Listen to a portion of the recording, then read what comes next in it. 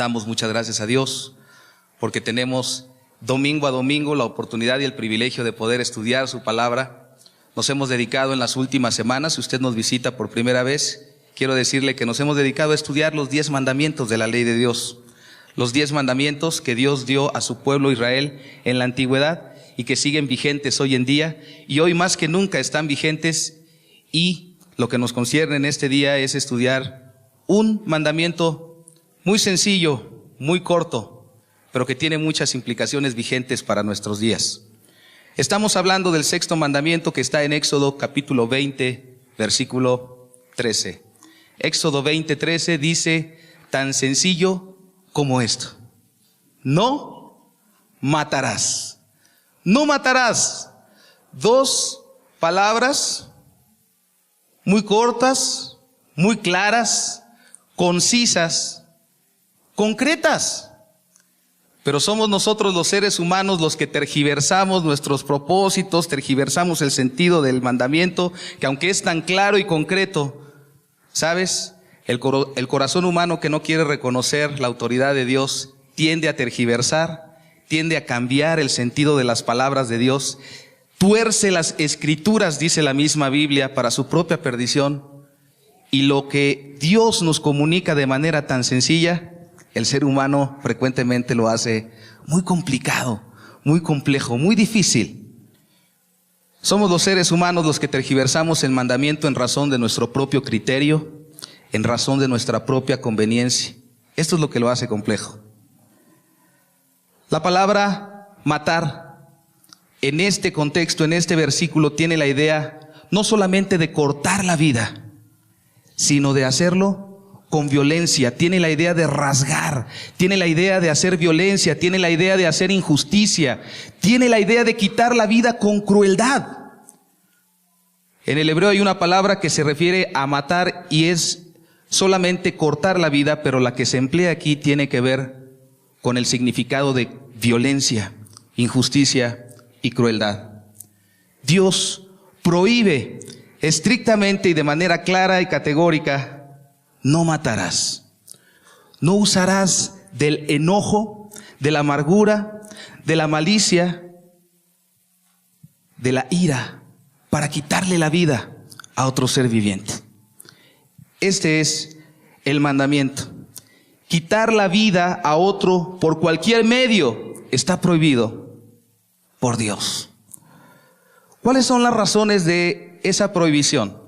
Quisiera partir de la experiencia común de todos y cada uno de nosotros, porque creo que todos y cada uno de nosotros, teniendo esta vida que Dios nos ha regalado, por cierto, tenemos en común muchas situaciones, usted y yo.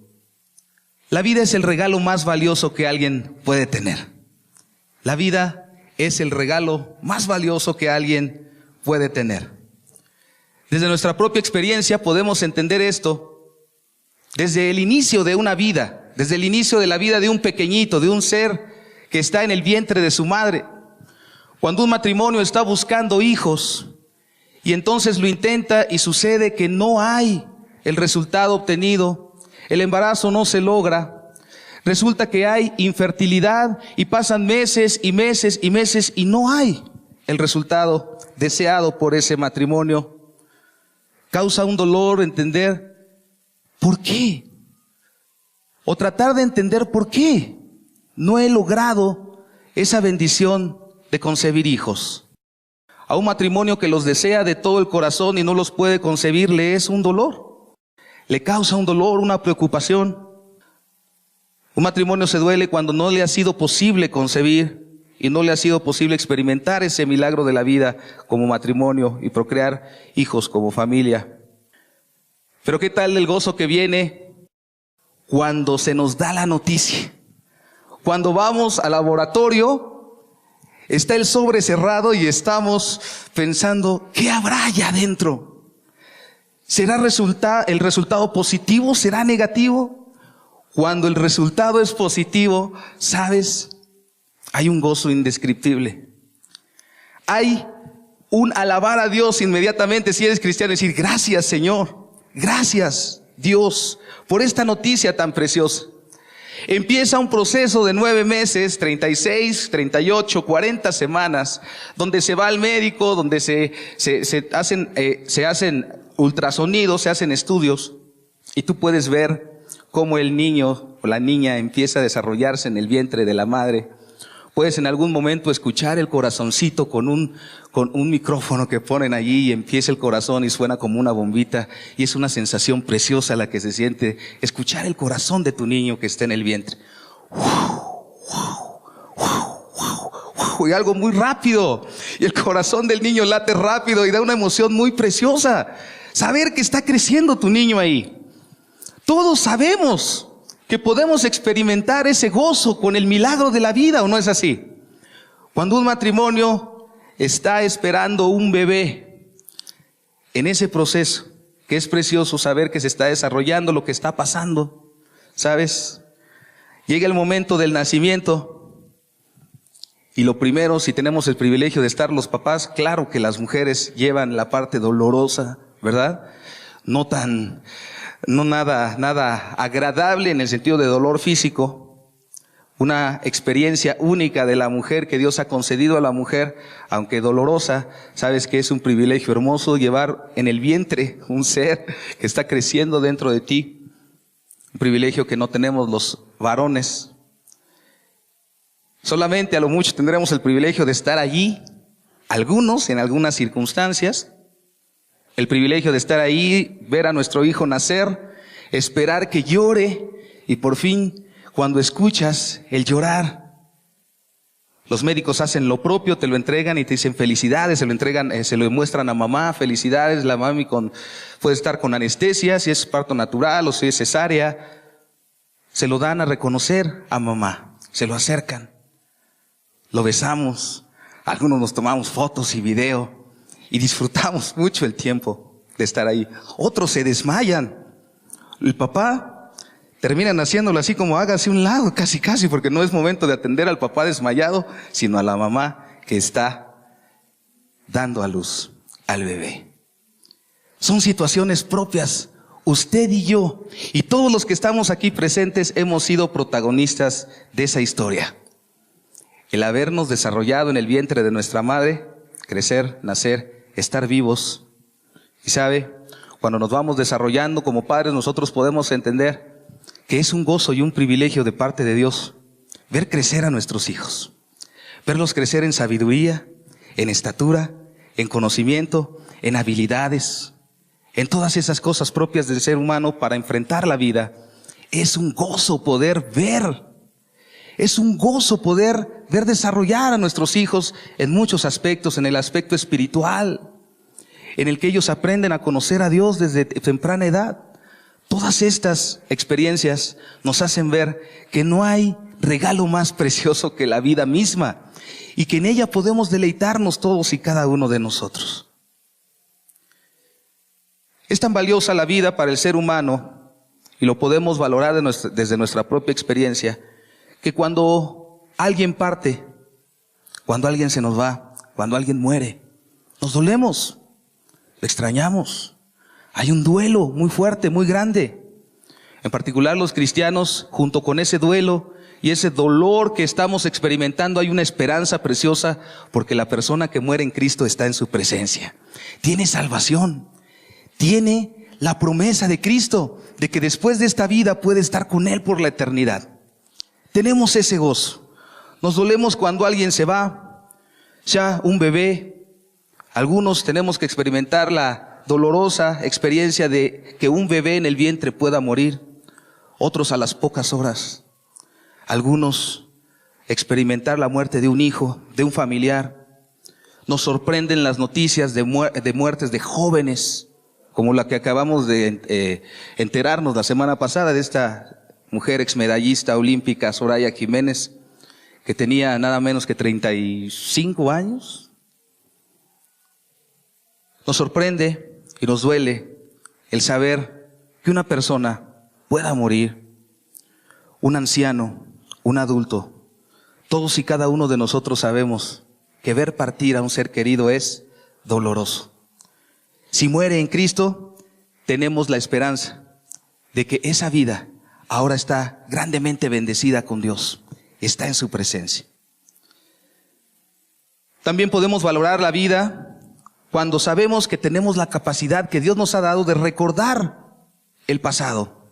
Recordar nuestra vida hacia el pasado, los eventos pasados, y si esos eventos y esas acciones fueron malas, tenemos la oportunidad de arrepentirnos de ellas. Tenemos la oportunidad de valorar todos y cada uno de los eventos que Dios pone en nuestro pensamiento, en nuestra mente, en nuestro recuerdo, para poder examinar qué ha sido nuestra propia vida, qué ha sido nuestro andar. Y si Dios nos pide en un determinado momento arrepentirnos de todas esas cosas, ¿sabes? Una capacidad que tenemos al vivir, una capacidad que Dios mismo nos ha dado, es que podemos recordar esos eventos y arrepentirnos de las malas obras.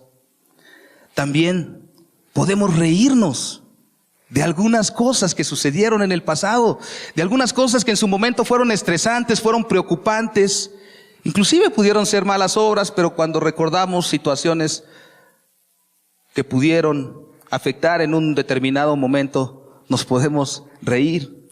Podemos recordar con cariño y con nostalgia a aquellos que ya se fueron. Hace justamente 20 años mi abuela materna se fue, partió con Jesús.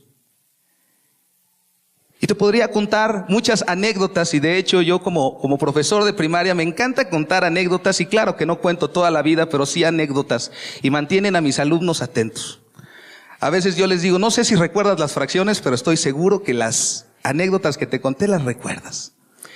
Y las uso como un puente para poder empatizar con los niños y poder hacer una clase un poco más amena.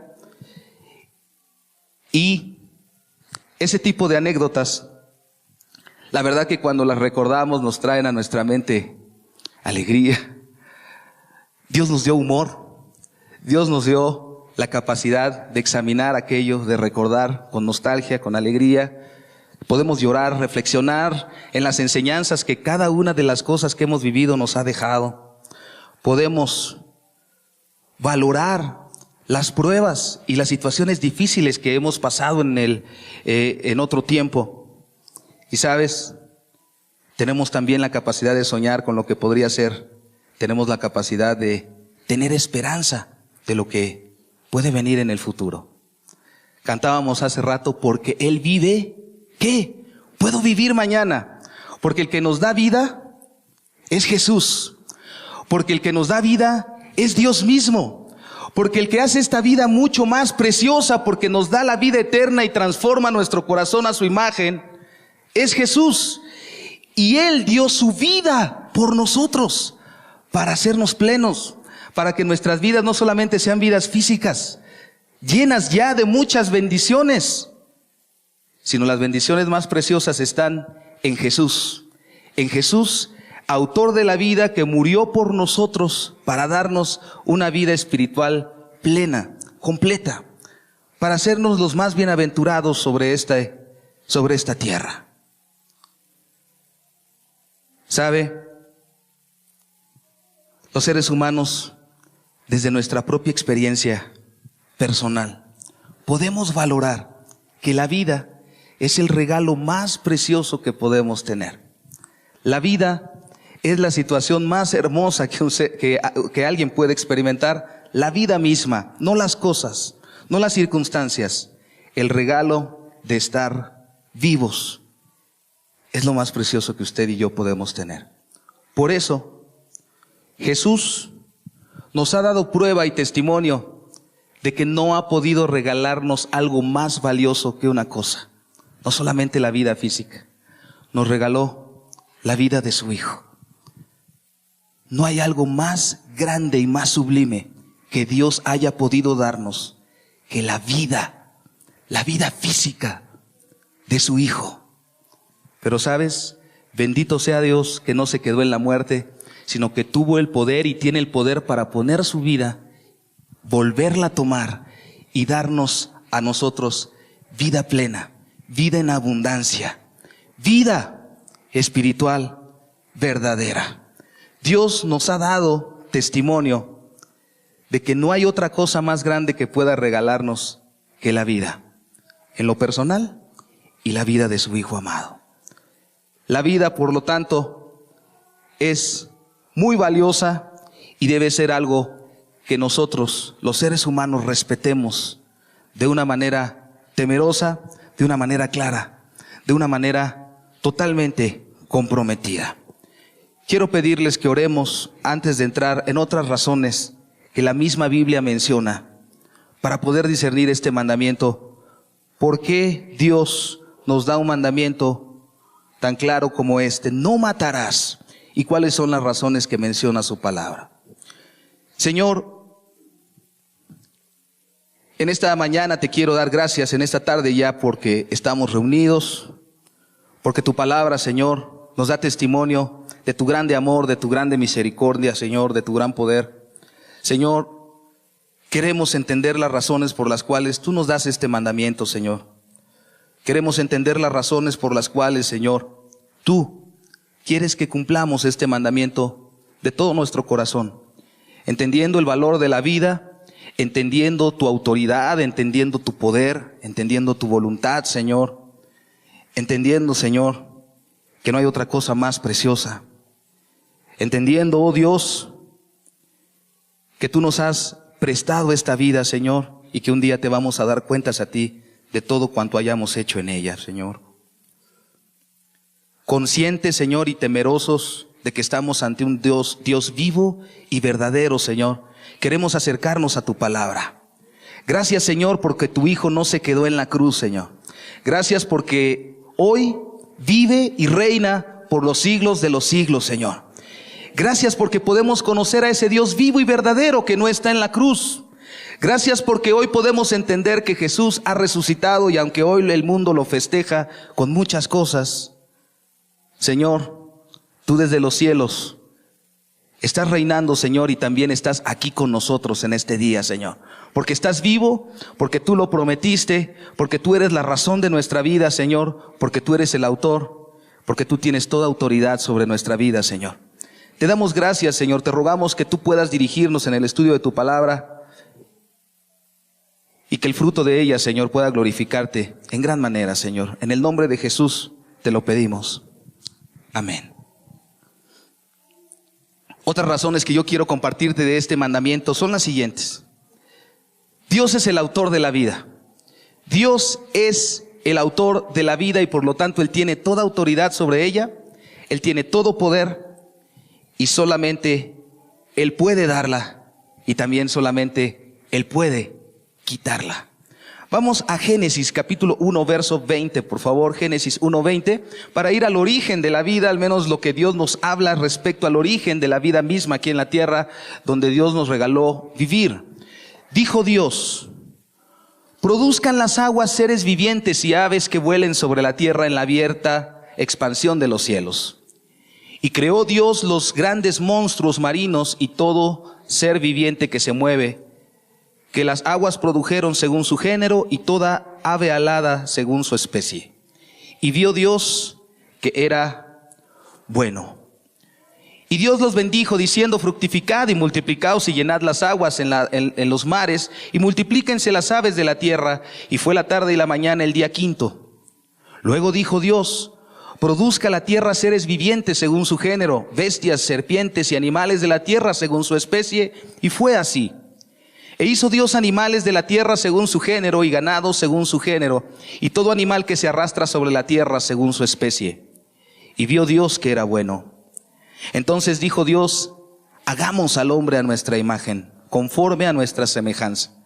Y señoree en los peces del mar, en las aves de los cielos, en las bestias, en toda la tierra, y en todo animal que se arrastra sobre la tierra. Y creó Dios al hombre a su imagen, a imagen de Dios lo creó. Varón y hembra lo creó. Y los bendijo Dios y les dijo: fructificad y multiplicaos, llenad la tierra y sojuzgadla, y señoread en los peces del mar, en las aves de los cielos y en todas las bestias que se mueven sobre la tierra. Y dijo Dios: he aquí que os he dado toda planta que da semilla, que está sobre toda tierra, y todo árbol en que hay fruto y que da semilla, os serán para comer. Y a toda bestia de la tierra, y a todas las aves de los cielos, y a todo lo que se arrastra sobre la tierra, en que hay vida, toda planta verde le será para comer. Y fue así.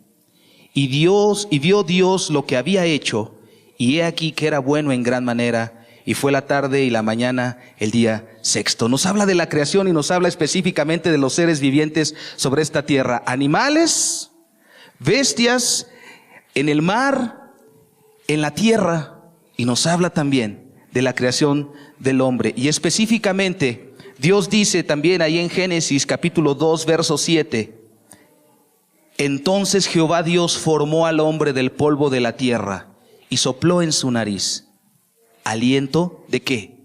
De vida, aliento de vida, y fue el hombre un ser viviente. Dios específicamente se enfoca en describir cómo fue la creación del hombre, del ser humano. Nos tomó de la tierra, nos formó de la tierra y sopló aliento de vida. Por lo tanto, podemos decir, nuestra vida y específicamente la vida del ser humano es un soplo directo de Dios, y por eso somos creados a su imagen, con voluntad, con razonamiento. Somos creados con la capacidad de conocer a nuestro Creador de manera consciente.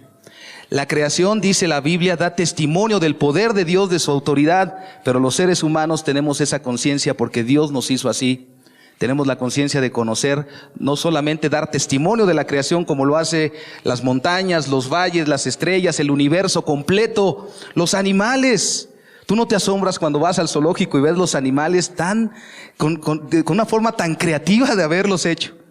Con formas, con colores, con caras, con tamaños. Con todo eso te puedes maravillar en un zoológico solamente observando animales. Pero cuando observamos también la maquinaria que hay en nuestro cuerpo, de verdad debemos maravillarnos. Y no solamente por la maquinaria del cuerpo físico en sí mismo, sino por las capacidades espirituales que tenemos, porque Dios nos hizo a su imagen y semejanza, porque es el único ser viviente sobre el cual, dice la Biblia, Dios sopló directamente aliento de vida. Somos la corona de la creación, dice la Biblia. La corona de la creación. La creación más preciosa y perfecta y en la cual Dios tiene toda su complacencia es el ser humano. Somos nosotros. Somos cada uno de nosotros. ¿Sabe? Si Dios es el autor de la vida y Él solamente tiene el poder de darla y quitarla, matar es suplantar el derecho que solo le corresponde a Dios. ¿Sabes? Ni siquiera Satanás, escúchalo bien, ni siquiera Satanás tiene tal derecho y no puede pasar de los límites que Dios mismo pone cuando Él quiere atacar a alguien. Estoy hablando de Satanás, sí, porque la Biblia habla de que Satanás es experimentado en ataques, en atacar, en lanzarnos dardos del enemigo. Realmente es Satanás interviniendo en una lucha constante para que nosotros nos apartemos de Dios. Pero ¿qué dice la palabra respecto a la autoridad de Dios sobre la vida?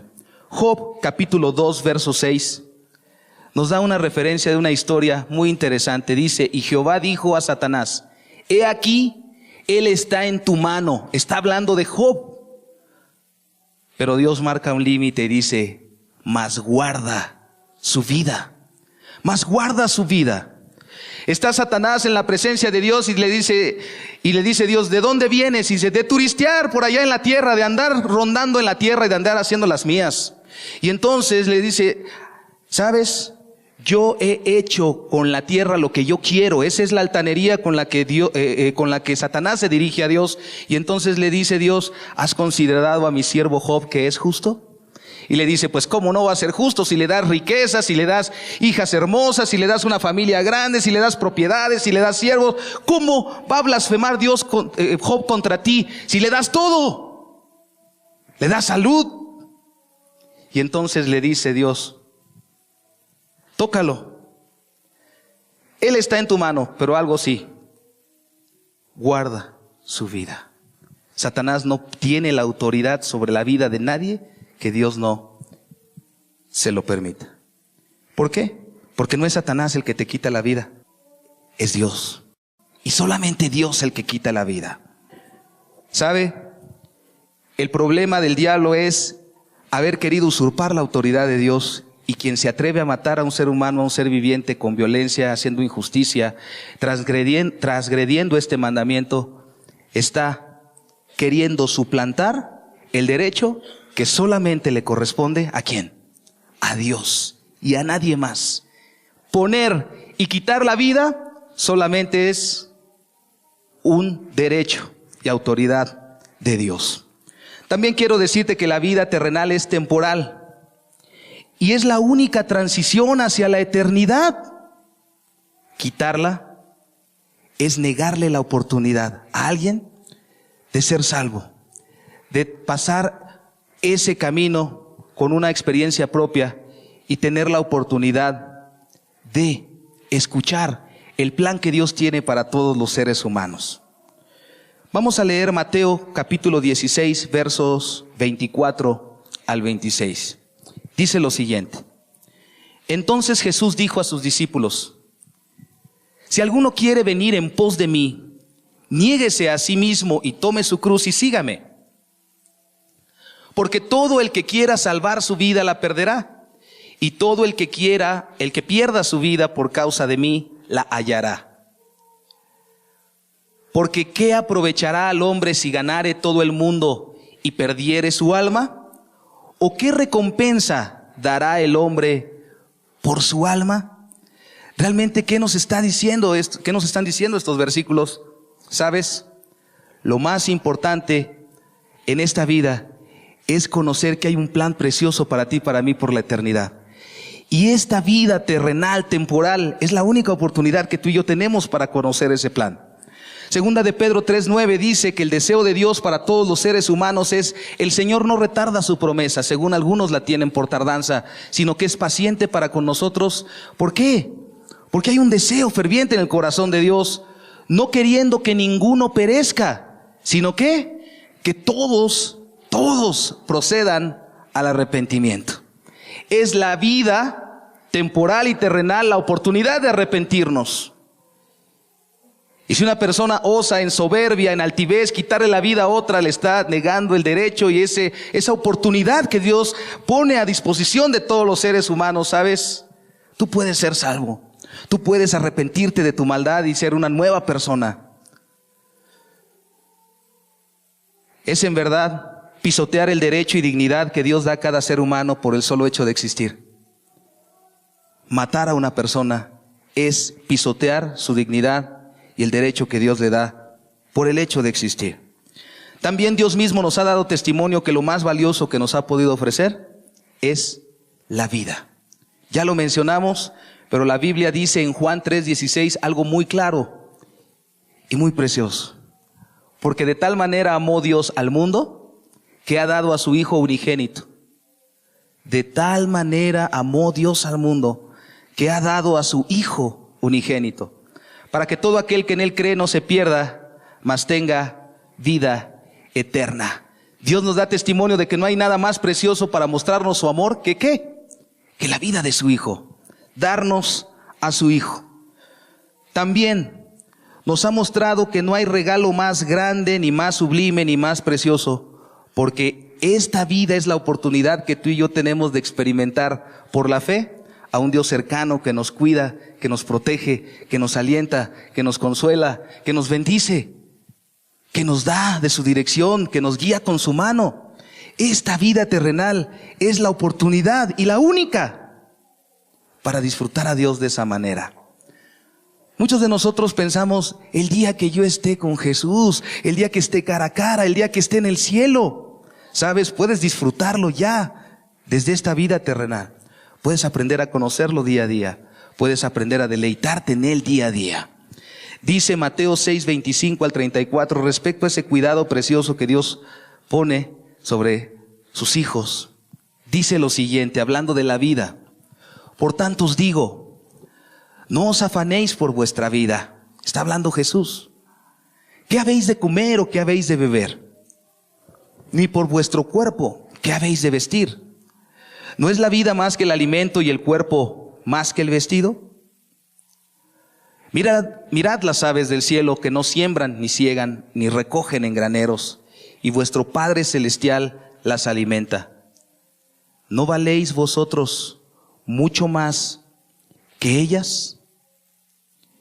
¿Y quién de vosotros podrá, por mucho que se afane, añadir a su estatura un codo? Y por el vestido, ¿por qué os afanáis? Considerad los lirios del campo, cómo crecen. No trabajan, ni hilan. Pero os digo que ni aun Salomón con toda su gloria se vistió así como uno de ellos. Y si la hierba del campo que hoy es y mañana se echa en el horno, Dios la viste así, ¿no hará mucho más a vosotros, hombres de poca fe? No os afanéis pues diciendo, ¿qué comeremos o qué beberemos o qué vestiremos? Porque los gentiles buscan todas estas cosas, pero vuestro Padre Celestial sabe que tenéis necesidad de todas estas cosas. Mas buscad primeramente el reino de Dios y su justicia, y todas estas cosas os serán añadidas. Lo más importante en esta vida terrenal no son tus bienes, no son nuestras posesiones, no son los asuntos y las cosas materiales, no son los asuntos temporales. Lo más importante en esta vida es conocer a Dios. Lo más importante en esta vida es entender su plan, su preciosa voluntad, su precioso cuidado y poder experimentarlo. Porque esta vida, amado, yo creo que sí te das cuenta cada vez que pasa un día, un mes, una semana. Yo en esta semana estaba sentado y le dije a mi esposa, ¿qué día es hoy? Ya es viernes. Es viernes. Y le comenté, ¿sabes qué? Cada año, cada día que pasa, no sé, se me hace como que los días duran menos. Como que se va muy rápido el tiempo. Les digo, de repente también a mis alumnos, bueno, profe, ¿cuántos años tiene? Y yo les digo, 20 y tantos. Y entonces me dicen, no es cierto. Sí, digo 20 y 15. Y les digo, es que ¿sabes qué? Cuando yo digo 30 y tantos, como que se ve muy alto. Y no me gusta pensar, y no me gusta admitir los años que tengo, pero en realidad, sí, cada año que pasa como que se hace más corto y tienes la sensación de que se está yendo rapidísimo. Y la Biblia habla de esa naturaleza y esa característica de la vida. En Santiago capítulo 4 verso 14 nos dice, ¿qué es vuestra vida? No sabéis qué será mañana, porque ¿qué es vuestra vida? Ciertamente es neblina, que se aparece por un poco de tiempo y luego se desvanece. La vida está pasando muy rápido. La vida está yéndose. Curiosa situación que mientras más se alarga y se prolonga, también se acorta. También está más cerca el día que tú y yo tengamos que estar delante de la presencia de Dios. Cumplimos años y lo celebramos y decimos uno más, o ya no sé si cumplo o descumplo, dicen algunos. Porque es así. La vida va pasando y se va más rápido de lo que quisiéramos admitir. Cuando nuestros niños son pequeños, nos gozamos y los abrazamos. Yo a veces les digo de todo mi corazón a mis niños, quédate chiquito, porque me deleito mucho en abrazarte, en verte chiquito, en ver tus gracias, en ver esas cosas, pero no. El plan de Dios y la vida es que vayamos creciendo y desarrollándonos y alcanzar capacidades para enfrentar esta vida y también para parecernos más a Él cada día, para parecernos a Jesús. Todos los días dice que hasta que todos lleguemos a la estatura del varón perfecto que es Jesús. La vida es neblina, pero ¿sabes? Breve momento que Dios nos ha regalado para aprender a conocerle. Breve momento, años que pasarán rápido, pero única oportunidad para conocer a Dios de todo nuestro corazón y aprender a deleitarnos en Él. ¿Sabes? Si no podemos decidir ni siquiera los días de nuestra propia vida, si no podemos añadir a nuestra estatura un codo, si no podemos decidir qué día vamos a morir, ¿por qué hemos de decidir quitarle la vida a otro ser viviente?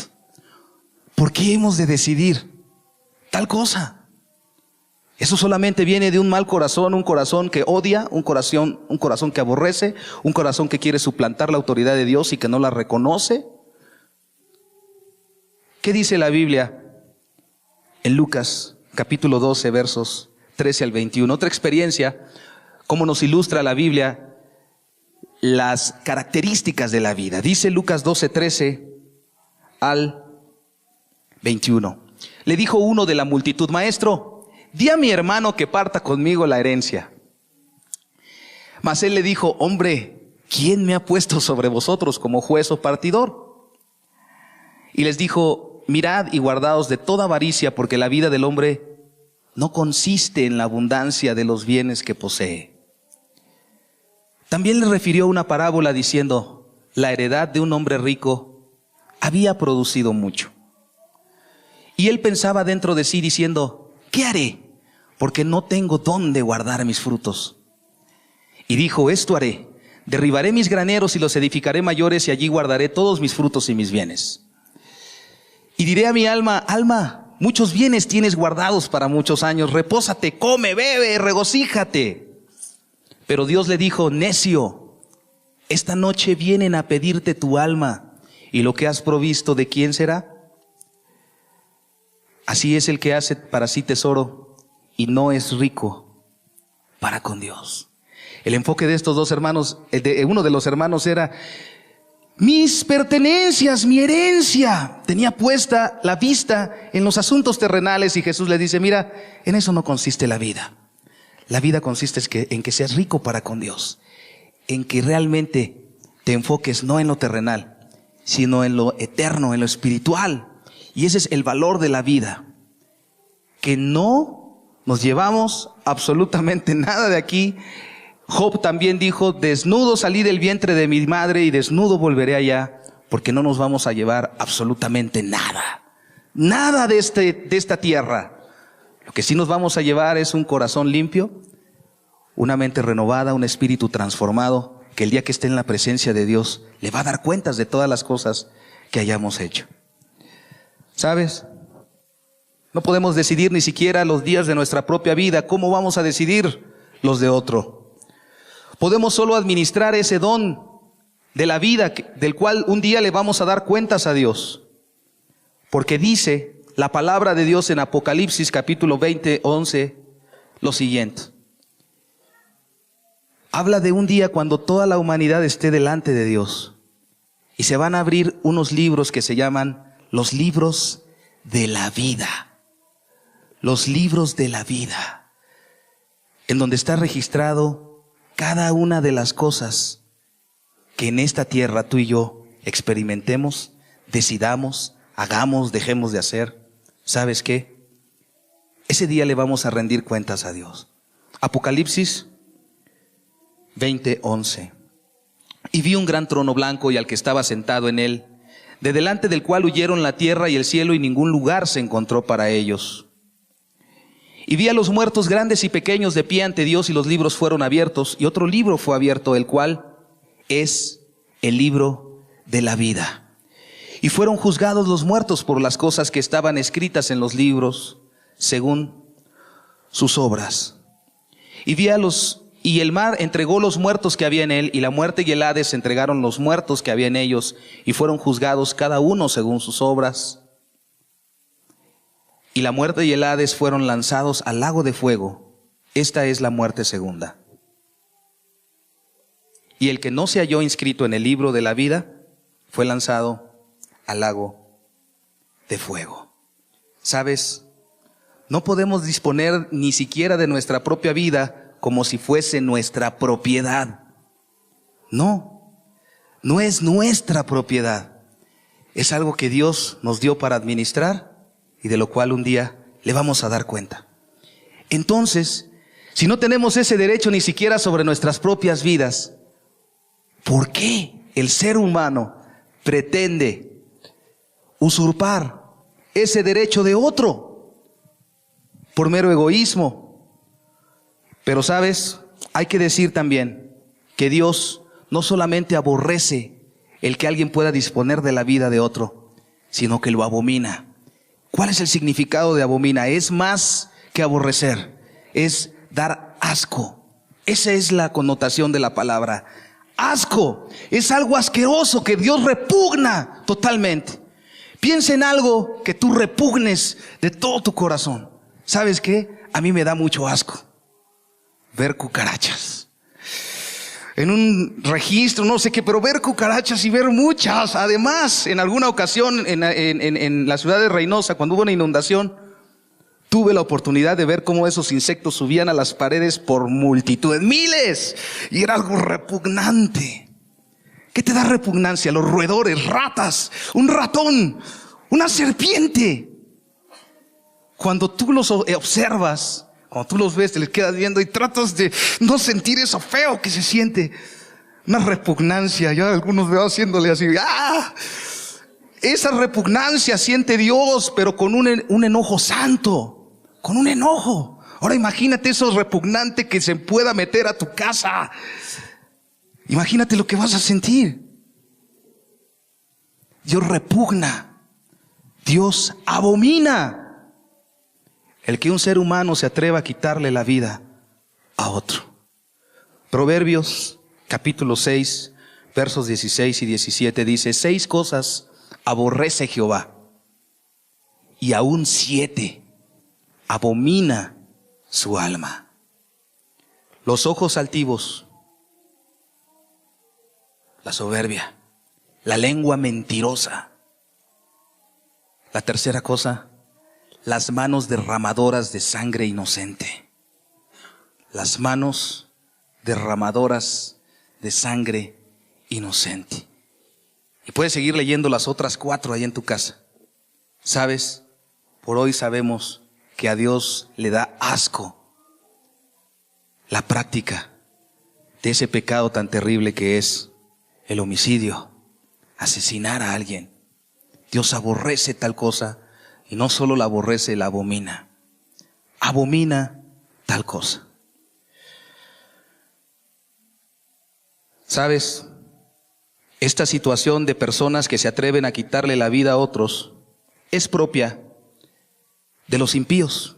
La Biblia describe que es una situación propia de aquel que no conoce a Dios, que no sabe nada de Dios, que realmente no tiene una relación personal con Dios.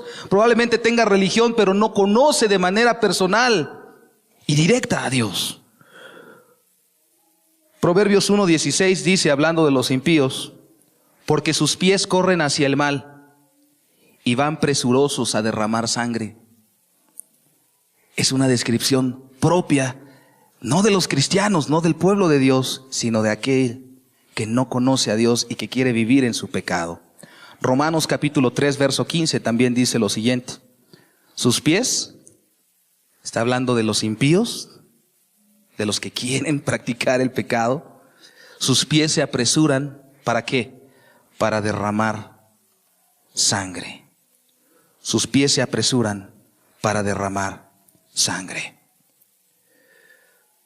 ¿Cuál es la raíz de un corazón, de una persona que asesina, de una persona que mata a otro ser humano? Las raíces pueden ser muchas: la malicia, la soberbia, la amargura, la ira, el enojo, los ajustes de cuentas que tan cotidianamente hemos escuchado en estos últimos años. ¿Sabes? Hay clases de homicidios. Hay clases también, hay una clasificación de todas estas y quisiera mencionártelas brevemente. Hay una diferencia jurídica aquí en México y en muchos países del mundo entre asesinato y homicidio. Se dice que el asesinato es de mayor intensidad en el propósito criminal. Tienen que intervenir factores como la alevosía, el precio, el que haya una recompensa y el ensañarse con una crueldad espantosa, quitarle la vida a otra persona. Eso es asesinato. Están implícitos muchos elementos como la crueldad, con alevosía, que sabes, la otra persona es indefensa y está totalmente desprovisto de una defensa y de ponerse a enfrentar la agresión del asesino. Un asesino es el que usa violencia, el que cobra, bueno, te voy a pagar tanto y te echas a eso y lo desapareces. Ese es el asesino. Eso es el asesinato. Y el homicidio, jurídicamente también se clasifica como doloso y culposo. El homicidio doloso es matar a alguien con intención. 2 vecinos se están peleando a golpes, uno de ellos se le ocurre ir a sacar la pistola de su casa y lo mata, con la intención. Eso es un homicidio doloso. Sacó la pistola porque se enojó, no controló su ira y lo mató. Eso es un homicidio doloso. El culposo es donde interviene alguna negligencia, una impericia, o aunque no quería matarlo, pues por la falta de pericia o falta de cuidado lo mató. Estaba limpiando el arma y se disparó y mató a una persona. Aunque no lo quiso hacer, es responsable y la ley lo juzga por un homicidio culposo. Cuando un joven se alcoholiza y va manejando a 150, 160 por hora a las 2 de la mañana en avenidas, y entonces embiste a otro automóvil y mata a personas.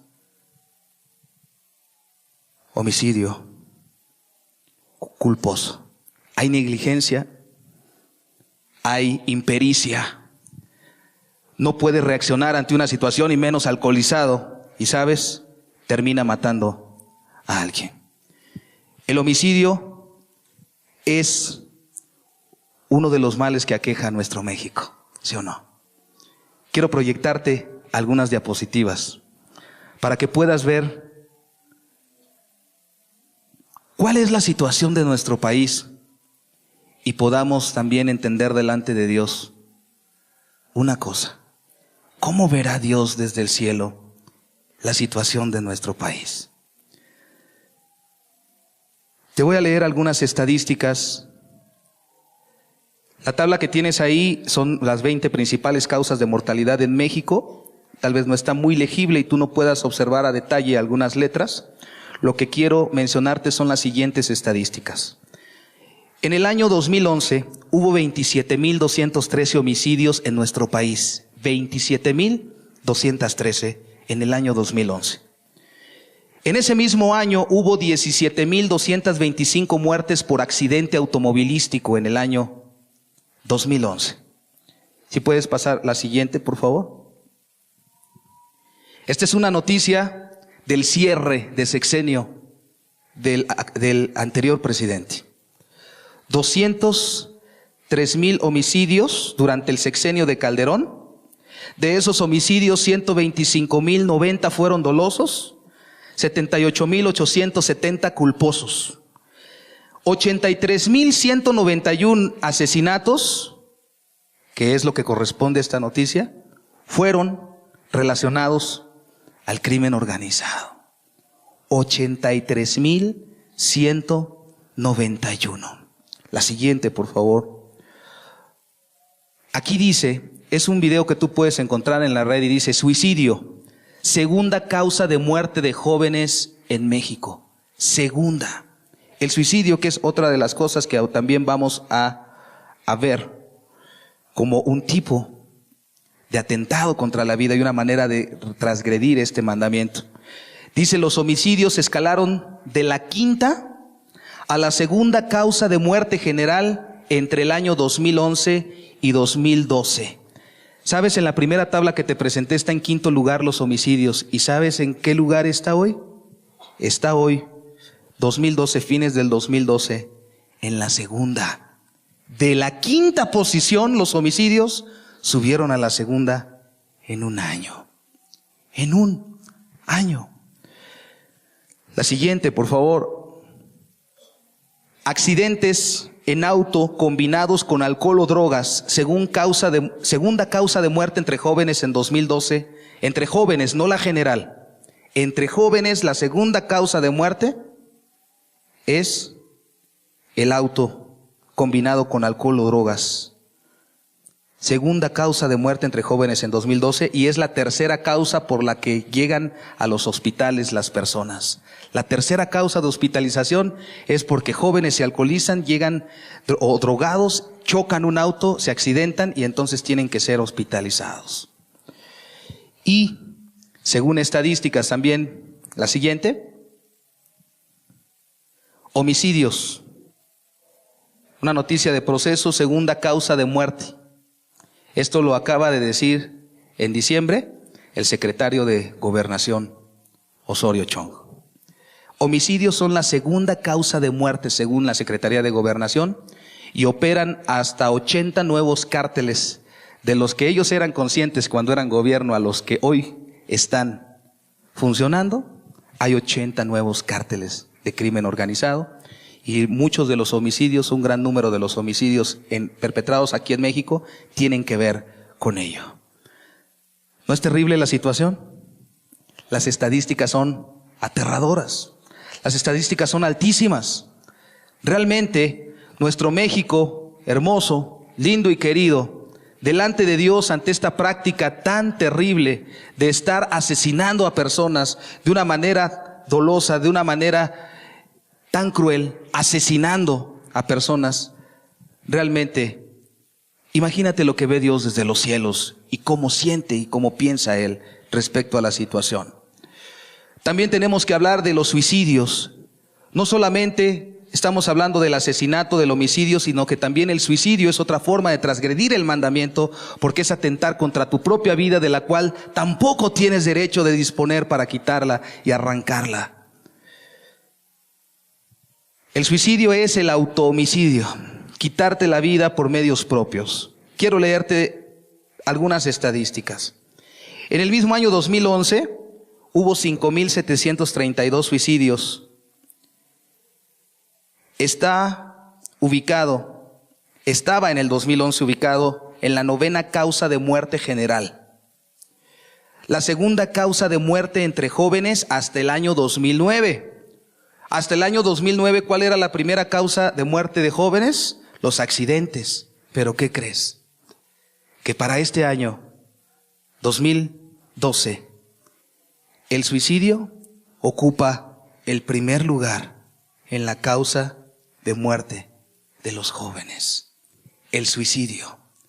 Imagínate la desesperanza en la que están sumergidos esos jóvenes, la depresión, la falta de orientación, la desatención de sus padres, todos los problemas sociales que pueden venir. ¿Sabes qué? Hoy es la primera causa de muerte en México, suicidio juvenil. Si tú y yo hacemos cuentas, estamos hablando de que 16 jóvenes al día se quitan la vida. 1 cada hora y media. En México, en nuestro país, se quita la vida. 1 cada hora y media. ¿No es terrible? ¿No es doloroso? ¿No es aterrador?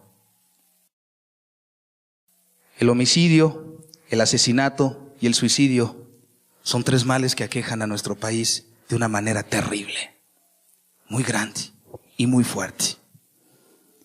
Y no solamente eso, también hay otro tipo de asesinato, de homicidio, que son los socialmente tergiversados o de controversia. ¿Cuáles son esos tipos de homicidio y asesinato tergiversados socialmente? Sabes, cuando entramos a estos temas, se dice que entramos a un laberinto moral, porque realmente hay situaciones muy difíciles de discernir, pero gracias a Dios y que la palabra suya nos habla con toda claridad. Hay asuntos de moda hoy en día que se pretende que se favorezca la vida con esos asuntos, pero sabes, la Biblia es muy clara. ¿Y de qué asuntos te estoy hablando? Te estoy hablando del asunto del aborto, porque también es un tipo de asesinato delante de Dios. Te leo un fragmento de un artículo. Dice lo siguiente: las leyes se modifican para despenalizar los delitos contra la vida, por conveniencia, por criterio propio, etc. Se llega a conclusiones totalmente contrarias al mandamiento de Dios en medio de argumentos y términos que intentan evadir la responsabilidad moral de sus acciones. Por ejemplo, se refieren a un embrión como bolsa de células. ¿Sabes? Hay clínicas dedicadas al aborto y ellos entrenan a sus jóvenes que trabajan en ese lugar, a las enfermeras o a las que auxilian a los médicos a ese proceso doloroso. ¿Sabes? Ellos son entrenados con un vocabulario preciso. Nunca vayas a mencionar la palabra tu bebé, el bebé. Vas a referirte a él como la bolsa. Vas a referirte ahí como el producto. Vas a referirte a él de cualquier manera, pero no como a un ser humano. Tienes prohibido dejarle ver la pantalla a la madre mientras está practicando el aborto. Mientras está haciendo tal procedimiento, tienes prohibido dirigirte a ella por palabras como tu bebé. Al contrario, le llaman bolsa de células. En las clínicas de aborto son entrenadas para usar determinado vocabulario. La ley no penaliza en el DF del 2007 y en otros varios estados el aborto hasta las 12 semanas. Hasta las 12 semanas. ¿Qué hay dentro del vientre materno en cortas semanas? A las 6, a las 12. Vamos a ver unas diapositivas. En un aborto a las 6 semanas de gestación, una mujer expulsó esto. Pregunta, ¿montón de células o ser humano? Qué pequeñito, ¿no? Cabe en la palma de la mano y está bien formado. 6 semanas de gestación. Siguiente, por favor. Esto es un modelo, pero mira el tamaño de un ser humano a las 6 semanas de gestación. Cabe en la palma, pero está totalmente formado. Y tristemente, la siguiente, son abortados. Les es quitada la vida de una manera alevosa, cruel, discúlpame la palabra, cobarde. Realmente es una situación de la cual Dios abomina. 6 semanas. 6 semanas.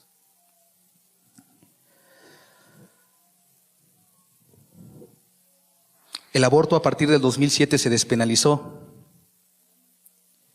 La decisión de abortar en el DF fue ahora despenalizada y a partir de ahí otros estados, no todos todavía en nuestro país, no traje el dato exacto, lo olvidé por ahí traspapelado, pero no son todos los estados todavía, pero para allá va la tendencia.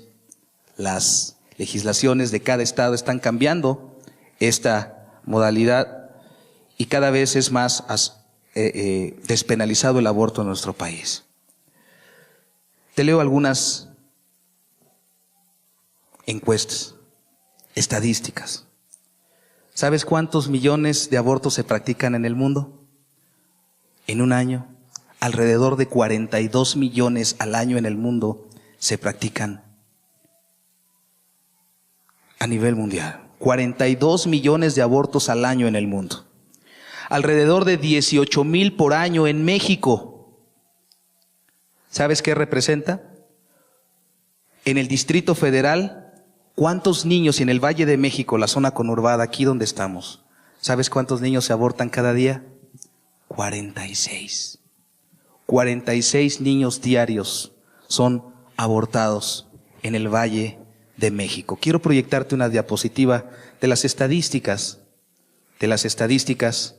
de el Distrito Federal y cómo es que desde que se legalizó, se despenalizó, esa es la manera de decir, se despenalizó, no hay cárcel y de hecho, de facto, no hay y nunca ha habido persecución contra las mujeres por el aborto.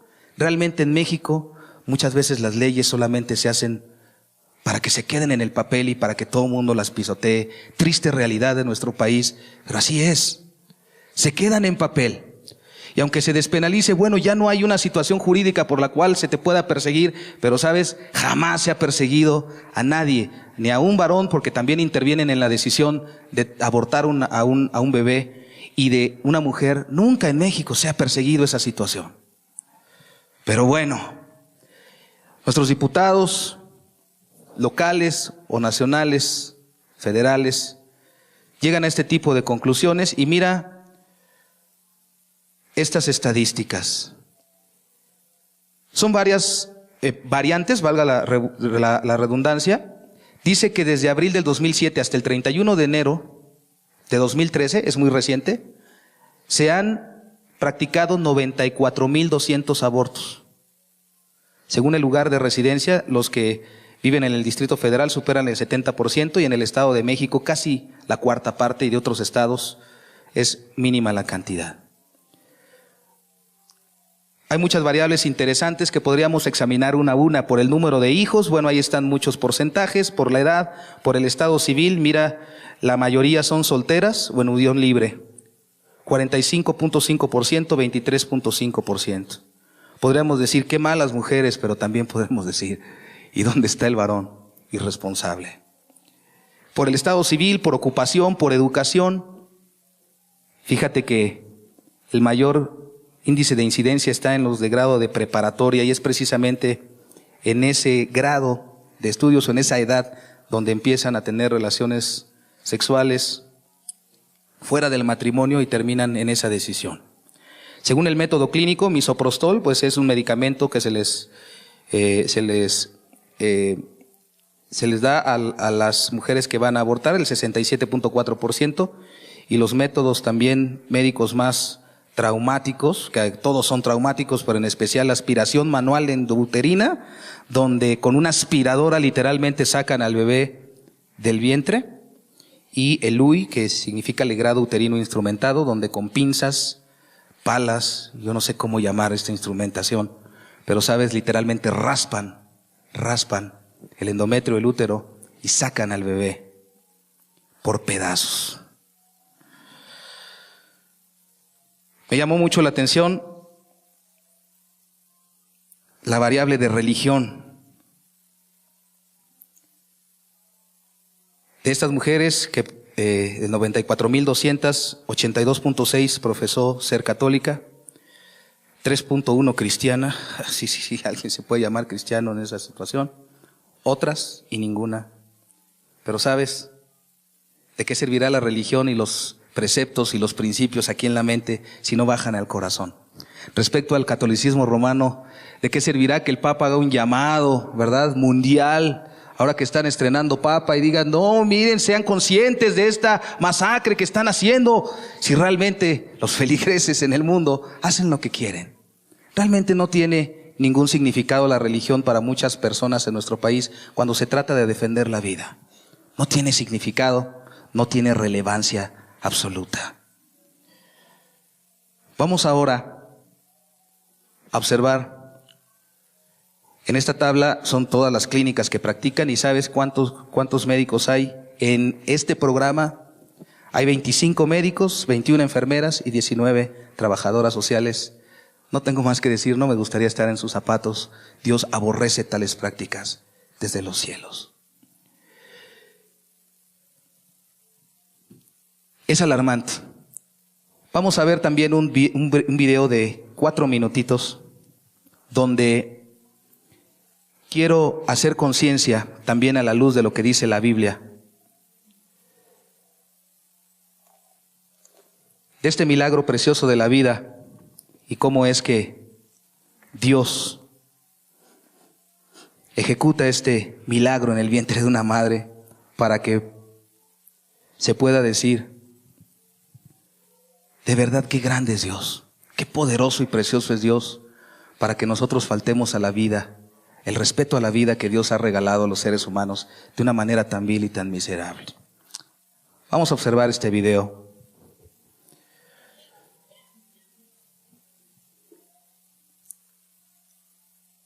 Lo que nosotros estamos viendo allí es el momento de la fecundación de un óvulo, la unión de un espermatozoide con un óvulo.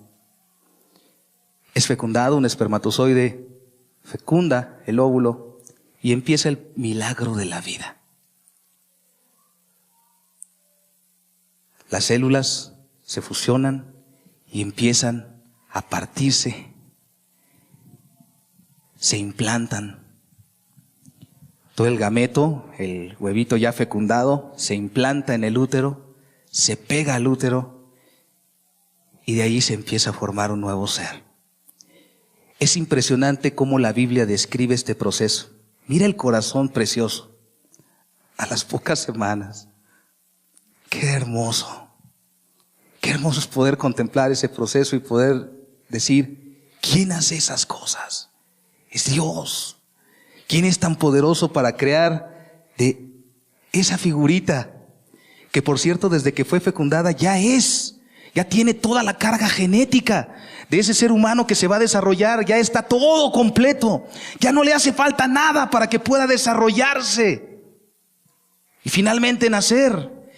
Tiene las características de su cuerpo, de su pelo, de sus ojos, de sus manos, de su color de piel. Los ojos empiezan a formarse.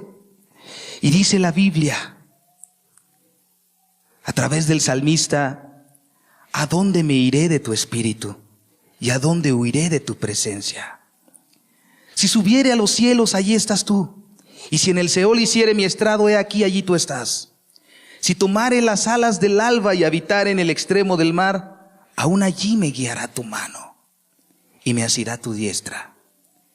Si dijere, ciertamente las tinieblas me encubrirán, aún la noche resplandecerá alrededor de mí. Aún las tinieblas no encubren de ti, y la noche resplandece como el día. Lo mismo te son las tinieblas que la luz, porque tú formaste mis entrañas. Tú me hiciste en el vientre de mi madre. Te alabaré, porque formidables, maravillosas son tus obras. Estoy maravillado, y mi alma lo sabe muy bien. No fue encubierto de ti mi cuerpo, bien que en oculto fui formado y entretejido en lo más profundo de la tierra. Mi embrión vieron tus ojos, y en tu libro estaban escritas todas aquellas cosas que fueron luego formadas, sin faltar una de ellas. Cuán preciosos me son, oh Dios, tus pensamientos. Cuán grande es la suma de ellos. Si los enumero, se multiplican más que la arena. Despierto y aún estoy contigo. Imagínate si ante tal milagro de la vida, a un ser humano indefenso como el que estamos observando, de aproximadamente ya 12 semanas, hasta ahí 16 semanas, ya bien formadito, se le quita la vida, se le interrumpe. 12 centímetros, 65 gramos, cuarto mes. Qué hermoso, ¿no? Y ahí va rebotando el pequeñito. Y es impresionante saber cómo la Biblia describe desde hace 3000 años con exactitud: tú me tejiste en el vientre de mi madre. Cada tejido, cada doblez. De hecho, la palabra embrión, la que está ahí en el hebreo, quiere decir de mis dobleces. Y si hay médicos aquí que estudian la embriología, no me van a dejar mentir, pero lo que sucede es que se van desplegando algunos dobleces, pliegues, y se empieza a formar ese ser humano. Es un milagro hermoso del cual no tenemos facultad para decidir. ¿Sabes? La ley condiciona o da excepciones. Por ejemplo, dice que la violación o la imprudencia o a factores socioeconómicos en algunos otros estados, o que hasta 10 horas antes, porque puede durar 10 horas en llegar el espermatozoide al óvulo, que te puedes tomar la pastilla de emergencia y no sé cuánta cosa. ¿Sabes qué? Para no hacernos rollos, en verdad te lo digo, Dios por eso ha dejado sus mandamientos perfectos. Para que una muchacha, una joven fuera del matrimonio no tenga que pensar y en estos asuntos morales. ¿Sabes qué? El mandamiento es: no fornicarás. Es la castidad. Dios nos da sus mandamientos para nuestro bien, protegernos de todos estos asuntos tan escabrosos, porque ¿quién va a poder determinar? No, pues han pasado ya 8 horas, no, pues tengo hasta 10 horas y me la tomo. ¿Cómo sabes si está en lo oculto? ¿Cómo sabes esas cosas? Si desde el momento en que se une el espermatozoide y el óvulo ya hay un ser humano y está toda la información para que se forme, ¿cómo sabes que no vas a transgredir el mandamiento? ¿Sabes? Puede haber muchas cosas y muchos atenuantes y muchas condiciones y excepciones que la ley maneje. Lo que te quiero decir es lo siguiente: muchas, en verdad, son ambiguas, no son fáciles de determinar. Lo que Dios dice categóricamente es: no matarás. No matarás. ¿La adopción podría ser una opción en el caso de violación? Sí, claro que sí. Pero puedes instar siempre a la vida. Otro tema que está también muy de moda, y desde hace varios años, ya 35 años, en 1978, cuando nació la primera niña por fertilización in vitro. La fertilización in vitro tiene connotaciones bastante morales. ¿Por qué? Vamos a poner una ilustración también ahí y te lo explico brevemente en qué consiste la fertilización in vitro. Bueno, se estimula la ovulación de la mujer a través de medicamentos, se extraen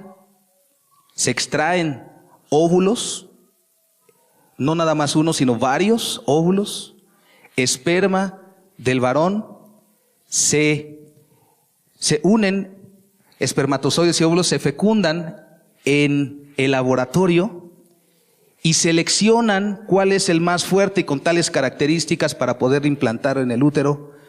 Y hasta ahí podemos decir, bueno, solamente es una manipulación de los medios naturales y se implanta. El problema es el siguiente, que también hay embriones fecundados en el laboratorio y esos embriones fecundados ya con un espermatozoide y un óvulo, ¿qué hacen? ¿Los desechan? O en el mejor por decirlo entre comillas de los casos, los congelan. ¿Y sabes qué hacen y qué significa congelar un embrión? ¿Qué significa congelarlo? Solamente al congelarlo le quitan el movimiento. Dice, es casi lo dejan sin movimiento. ¿Para qué? Para que se detenga el proceso. Pero ¿sabes qué una cosa? Allí ya está toda la información para que un ser humano se desarrolle en condiciones normales. Por eso la fertilización in vitro tiene implicaciones morales muy fuertes. Porque otros óvulos fecundados son desechados o congelados. ¿Sabes? Estos óvulos fecundados inclusive se usan en tratamientos y los usa la industria inclusive cosmetológica. ¿Cómo ves? Haciendo de la vida humana una situación como si fuese un producto de consumo nada más. Esto es indigno. Esto va en contra de la dignidad humana. ¿Sabes? Si tú has escuchado que la fertilización in vitro es una opción, yo te quiero decir, hay opciones y existen otros tratamientos de fertilidad orientados a diagnosticar la causa de la infertilidad, orientados a estimular la ovulación, orientados a manipular el esperma del varón, pero nunca es lícito delante de Dios el poder crear un embrión ya fecundado y hacer con ese embrión como quiera disponerse. Otra situación que está también muy de moda, pues es la congelación embrionaria. ¿Y para qué se usan? Bueno, dicen, mira, si falla el primero, pues aquí ya tenemos guardadito uno y te evitas la molestia de que extraigamos más óvulos y se implanta. Si no quedaste en la primera, pues quedarás en la segunda o en la tercera, o según los que hayamos logrado extraer y fecundar. Entonces, no quedó en la primera, se hace todo un procedimiento y solamente se implanta el que ya estaba guardado en el laboratorio. Se descongela. Por cierto, no todos los embriones en esta situación resisten el congelamiento y el descongelamiento y ese proceso, pero fíjate lo que se hace en los laboratorios. Embriones humanos se congelan y se coleccionan y están allí en bancos. Hoy en día en el mundo existen millones, es incalculable el número de embriones humanos que están congelados en el mundo. La congelación embrionaria hoy se utiliza para futuros implantes, para la industria cosmetológica, inclusive está muy de moda también que se utilizan embriones de pato para las cremas de belleza. ¿Sabes qué? Podrán untarse todos los embriones de pato que quieran en la cara, pero imagínate jugar con la vida del ser humano. Y eso se hace. En el estado de California hubo una demanda hace unos cuantos años, meses, donde se descubrió precisamente, la empresa aceptó que había estado utilizando embriones humanos, congelados, pues porque los puede conseguir en un laboratorio para llevar esos procesos y crear cremas de belleza para el cutis. Además, carísimas, y es una industria millonaria. Es real que se juega con la vida humana de esta manera. La clonación, te la describo también rápidamente. La clonación humana todavía no ha sido aceptada por las implicaciones morales que tiene. Pero ¿en qué consiste la clonación? Mira, aquí en esta gráfica te voy a mostrar cómo es que se obtuvo a la primera y famosa oveja Dolly.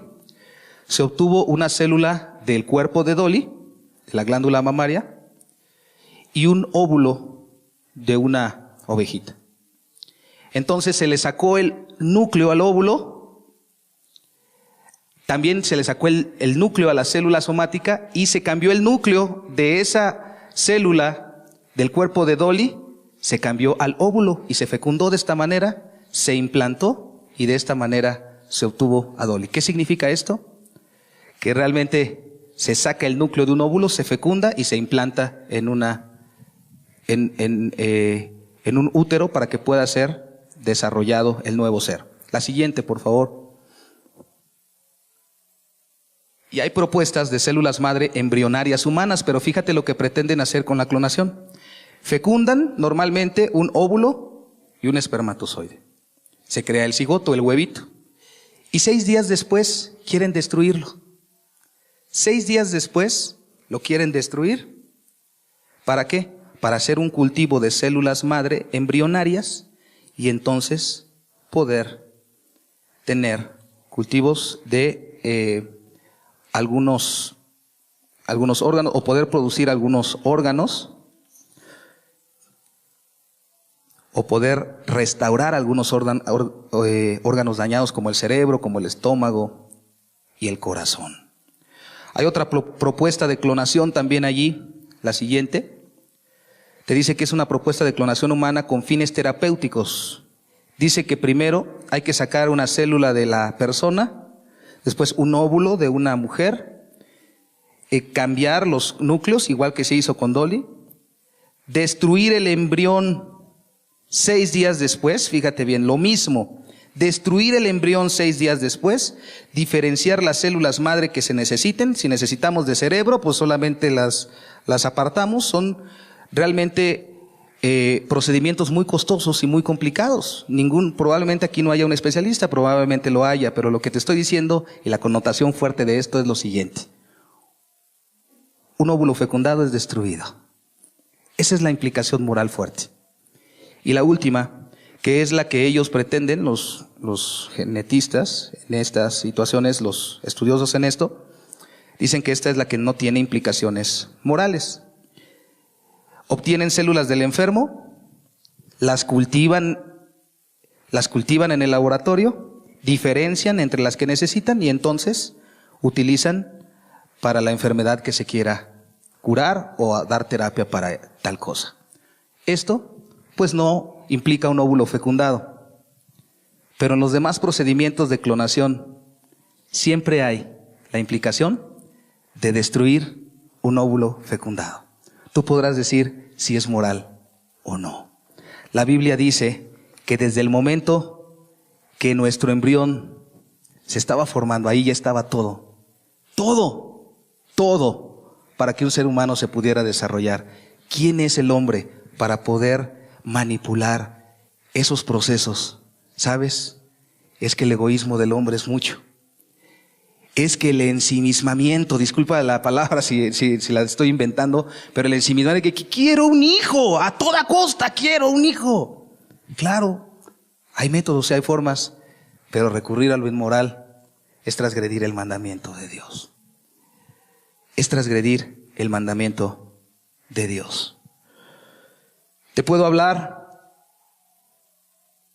para terminar, de otros varios tipos de asesinato o de homicidio. Por ejemplo, la eutanasia. El suicidio asistido, que es la administración de fármacos o medios que provoquen directamente la muerte en un enfermo. ¿Sabes? La muerte natural llega y la muerte natural es la que Dios dispone. Hay muchas implicaciones morales muy fuertes, también bastante profundas. Hay tratados y libros grandísimos para tratar la eutanasia. Pero ¿sabes? Hay algunas situaciones complejas como, y cuando nada más a través de los medios se prolonga la agonía, ¿tengo la facultad de decidir que se desconecte de un respirador a la persona? ¿O de negarle la posibilidad de que se conecte? Si ya es un enfermo terminal, invariablemente va a llegar temprano más temprano que tarde la muerte? ¿Puedo yo dejar a mi familiar en casa y decidir que muera en casa por una muerte natural y no prolongarle la agonía porque él ya padece de una situación terminal? Hay muchas preguntas. También una situación como, bueno, yo estoy enfermo y me proponen tal tratamiento, la diálisis, la hemodiálisis, y sabes, hay elementos y hay tratamientos sustitutivos de la función de un órgano. Y sabes, podérselos proveer no para prolongar la agonía, sino para darle un nivel de vida y prolongar la vida con cierta calidad.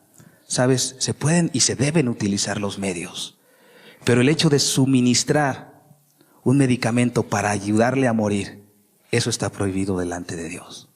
Está prohibido delante de Dios. Otra forma de matar es la guerra. Y solamente voy a mencionar esto. Bíblicamente hablando existen guerras justas. Históricamente hablando existen guerras justas. Y cuando hay una guerra justa y santa, cuando hay un propósito en eso, nosotros podemos tomar las armas, y la Biblia nos llama y nos da tal concesión. La pena de muerte también es otro tema que se tergiversa y que en la sociedad es muy controversial, y solamente quiero leerte algunos pasajes de la Biblia para aclararte el uso que se le dio en la antigüedad a la pena de muerte y poderte explicar por qué es bíblico, pero bajo qué circunstancias. Éxodo capítulo 21 versos 12 al 17 dice lo siguiente: el que hiriere a alguno haciéndole así morir, él morirá. O sea, Dios ejecutaba la pena de muerte en su pueblo. Mas el que no pretendía herirlo, sino que Dios lo puso en sus manos, entonces yo te señalaré lugar al cual ha de huir. Asimismo, el que robare una persona y la vendiere, o si fuere hallada en sus manos, morirá, secuestro. Pero si alguno se ensoberbeciere contra su prójimo y lo matare, con alevosía de mi altar lo quitarás para que muera. El que hiriere a su padre o a su madre morirá. Igualmente el que maldijere a su padre o a su madre morirá. La pena de muerte en Israel fue ejecutada por estas causas. Romanos capítulo 13 versos 1 al 5 es un pasaje también orientador respecto a la pena de muerte. Dice lo siguiente: sométase toda persona a las autoridades superiores, porque no hay autoridad sino de parte de Dios, y las que hay por Dios han sido establecidas. De modo que quien se opone a la autoridad, a lo establecido por Dios resiste, y los que resisten acarrean condenación para sí mismos. Porque los magistrados no están para infundir temor al que hace el bien, sino al malo. ¿Quieres pues no temer la autoridad? Haz lo bueno y tendrás alabanza de ella. El siguiente. Porque es servidor de Dios para tu bien, pero si haces lo malo teme, porque no en vano lleva la espada. Pues es servidor de Dios, vengador para castigar al que hace lo malo. Y por último, Hechos capítulo 10 versos 1 y 2 hablan de un testimonio del tiempo de los romanos, el tiempo de la iglesia primitiva, la primera iglesia, y dice que había en Cesarea un hombre llamado Cornelio, centurión de la compañía llamada la Italiana. El siguiente versículo, por favor. ¿Cómo era este hombre? Piadoso y temeroso de Dios con toda su casa, y que hacía muchas limosnas al pueblo y oraba a Dios siempre. ¿Qué pasa? La pena de muerte es bíblica, es justa, pero ¿sabes? Depende de un sistema justo, y difícilmente en la actualidad existen esos sistemas, mucho menos en nuestro México. Tú y yo sabemos cómo funciona desafortunadamente la justicia aquí, y el riesgo que hay con imponer la pena de muerte es pues que se lleven a un inocente, sencillamente hablando. ¿Verdad que sí? Pero la pena de muerte desde la perspectiva bíblica y justa de Dios es permitida. Por último, quiero hablarte de un tipo de saña con la que todavía los seres humanos actuamos respecto a otras cosas. Está implícito en el mandamiento también. Está prohibida la tortura animal. La tortura animal. Dice Proverbios 12:10 lo siguiente: el justo cuida de la vida de su bestia, mas el corazón de los impíos es cruel. El problema con la transgresión de este mandamiento es la crueldad del corazón. La crueldad, la ira, el enojo, la soberbia. Mira las siguientes imágenes. Hay campañas en el mundo entero que están en contra de las corridas de toros. ¿Por qué? Porque son extremadamente violentas, injustas. Hay un lema, dice: tortura, ni arte ni cultura. Lo siguiente: torturados sin piedad hasta morir. De veras es grotesco lo que sucede en las plazas. Si eres aficionado, discúlpame que lo diga de esa manera, pero así es. Es una crueldad contra los animales. Y solamente por mencionar una práctica, porque hay peleas de gallos, peleas de perros y cuanta cosa, y se deleitan en la crueldad animal, en el sufrimiento animal. ¿Sabes qué sucede? Dios está irado contra todas estas cosas. El 21 de mayo del 2010 en España, un torero, Julio Aparicio, fue cornado justamente aquí abajo de la boca, de la barbilla. El cuerno salió por su boca. ¿Y sabes qué hizo 2 meses después, ya recuperado? Ya tengo fecha para regresar. ¿Sabes qué? Ese hombre y ese tipo de personas no valoran ni su vida, ni la de los animales, menos. Pero ¿sabes qué? Es totalmente indigno y totalmente prohibido por Dios. Dice que es justo cuidar de nuestra bestia, y ahorita vamos a hablar de las excepciones respecto a los animales. También hoy en día existe una cacería indiscriminada. Por ejemplo, para darte un solo caso, hay un movimiento muy fuerte en favor y en defensa de las ballenas, que también es algo paradójico y muy fuerte, pero hay más movimientos para defender a las ballenas que para defender estar en contra del aborto, por ejemplo. Pero también es algo injusto. Mira las imágenes.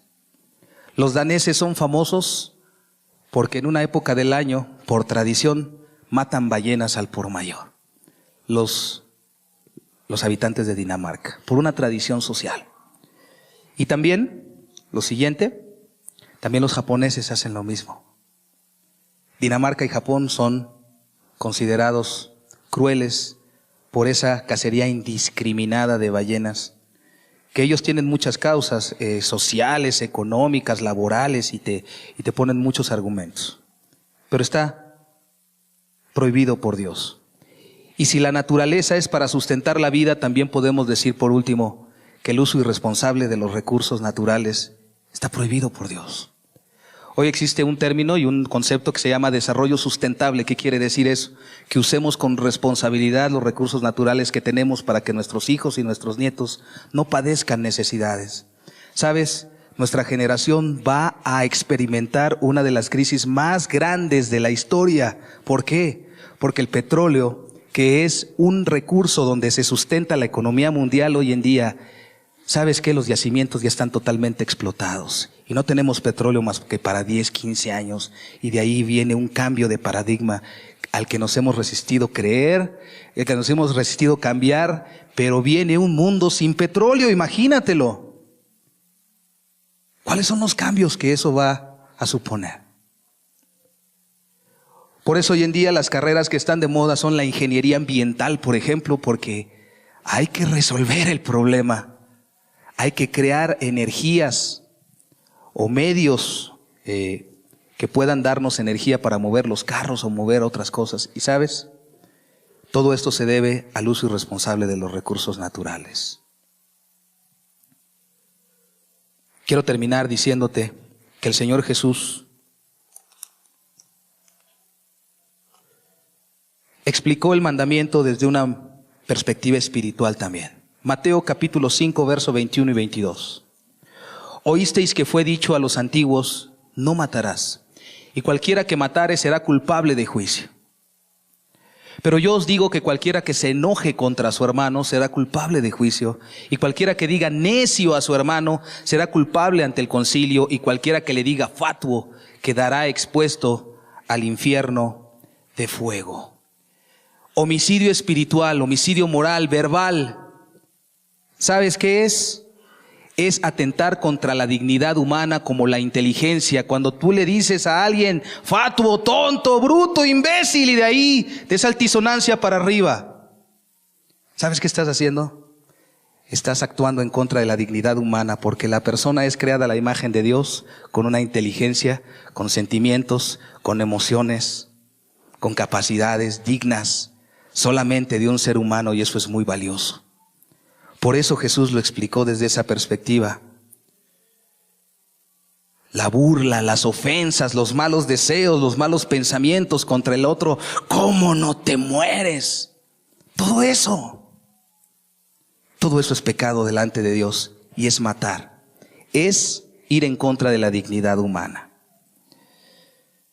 Proverbios capítulo 12, 18 dice: hay hombres cuyas palabras son como golpes de espada, mas la lengua de los sabios es ¿qué? Medicina. Nuestras palabras son poderosas. Pueden herir a otra persona, y eso también, a la luz de la Biblia, es homicidio. Y por último, primera de Juan capítulo 3, verso 11, dice: porque este es el mensaje que habéis oído desde el principio, que nos amemos unos a otros. Y el versículo 15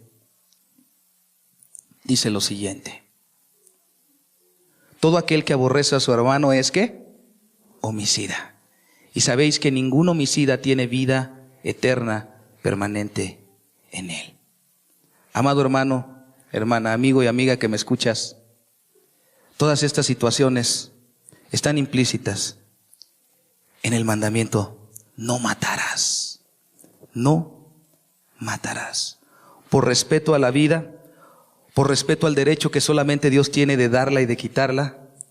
Y sabes, las excepciones son obviamente matar a los animales por sustento, por alimentación, cuando representan un riesgo para la higiene o la salud, como si fuesen ratas. Dicen que hay más ratas en este mundo que seres humanos, y si quisieran exterminarnos, nos exterminarían. Y sabes, eso puede volverse en plagas, que ataquen a los sembradíos. Cuando alguien entra a tu casa y quiere robar y tú te lo encuentras, pues te vas a defender, y si lo matas realmente hay en defensa propia, y son excepciones para matar. Cuando hay guerras justas, o cuando hay una sentencia judicial justa o dada por Dios mismo, nosotros sabemos que hay excepciones para el mandamiento, pero son extremas. La regla y el mandamiento claro y preciso y concreto es: no matarás. Ten respeto a la vida, porque eso es sinónimo de tener respeto a Dios, de tener respeto a su autoridad, de tener respeto a su carácter, de tener respeto a su plan, de tener respeto a la dignidad humana que Él ha dado a todos y a cada uno de los que nos ha permitido vivir. Quiero finalmente invitarte a cerrar tus ojos y poderte decir qué importante es entender las connotaciones, las implicaciones de este mandamiento: no matarás. No matarás. Porque solamente en Dios está el milagro de la vida. No podemos disponer de ella como si fuese algo, un objeto sobre el cual podemos decidir. La vida es la oportunidad de experimentar a Dios para todo ser humano. La vida animal es un recurso para poder sustentar nuestra vida. La vida de las plantas, de los animales, la naturaleza entera, son bendiciones que Dios nos ha dado para poder sustentar nuestra vida, disfrutar de ellas, disfrutar de un lago, de un río, del mar, de la comida,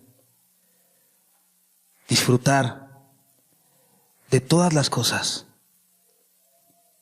que Él ha puesto sobre esta tierra. Cosas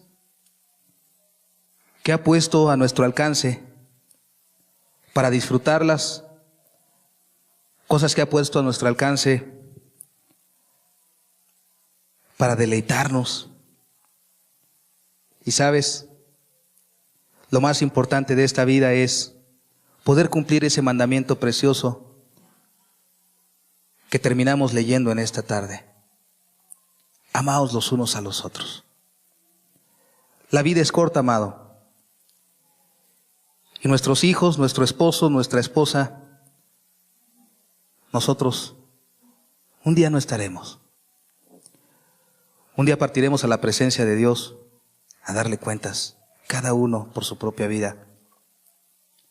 Y qué importante será poder decir delante de Dios: gracias porque me permitiste amar a mi prójimo. Sabes, estos mandamientos están enfocados a amar al prójimo como a ti mismo. Ya estudiamos los primeros 4 respecto a amar a Dios con todo el corazón y todo lo que eso implica.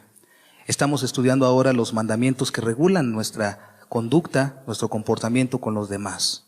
¿Y sabes qué importante es poder entender que lo que Dios nos ha dado con la vida es un préstamo?